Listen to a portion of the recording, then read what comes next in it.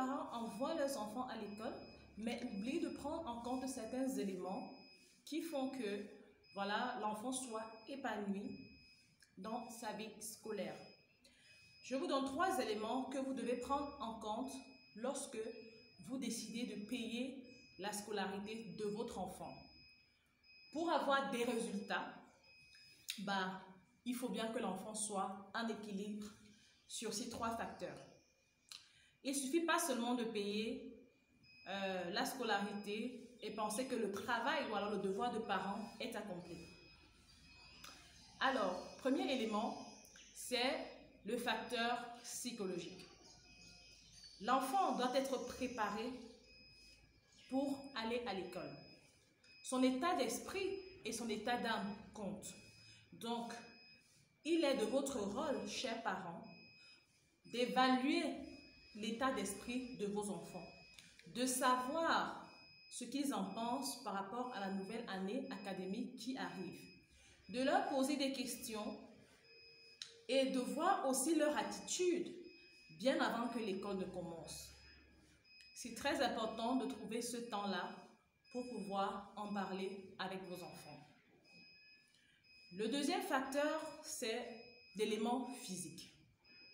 Je vois encore en ce moment, en moins de 2 semaines de la rentrée scolaire, des enfants avec des plateaux sur la tête qui sont encore en train de vendre pour leurs parents. Ça, c'est à un moment donné épuiser l'enfant. J'ai envie de vous poser la question, en quel moment est-ce que cet enfant se repose? En quel moment est-ce que cet enfant repose même son cerveau? La rentrée scolaire est à 2 semaines.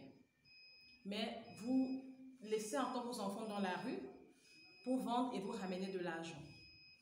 J'ai envie de dire, faites un effort pour qu'ils se reposent physiquement pour pouvoir aborder la nouvelle année académique.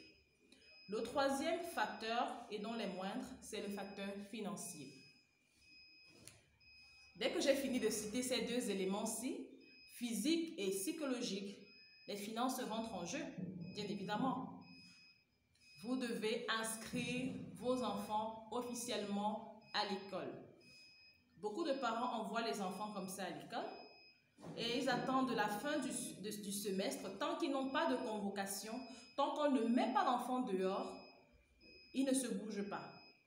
Ce sont les parents que j'appelle les papas et les mamans dernière minute. Il y a bien des parents qui adorent travailler à la dernière minute, se bouger à la dernière minute. Mais sachez aussi que ça trouble l'enfant. Lorsque l'enfant est renvoyé et que ses camarades sont en classe en train de prendre les cours, ça le déstabilise. Parce que parfois, ce que vous ne savez pas, c'est que vos enfants subissent des railleries.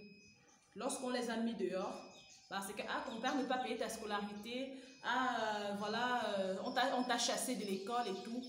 Donc, ça déséquilibre énormément vos enfants et parfois, ça joue sur leur confiance en eux-mêmes. Donc, ces 3 éléments sont complémentaires. Le facteur psychologique, le facteur physique et le facteur finance. Faites un effort, en tout cas, de veiller sur ces 3 facteurs-là. Dès qu'ils sont réunis, vous pouvez dès lors, au moins à 60%, penser que votre enfant pourra réussir ou alors sera épanoui dans sa vie scolaire. C'était Karine Thérèse, dans l'état des ados. À bientôt pour une nouvelle vidéo.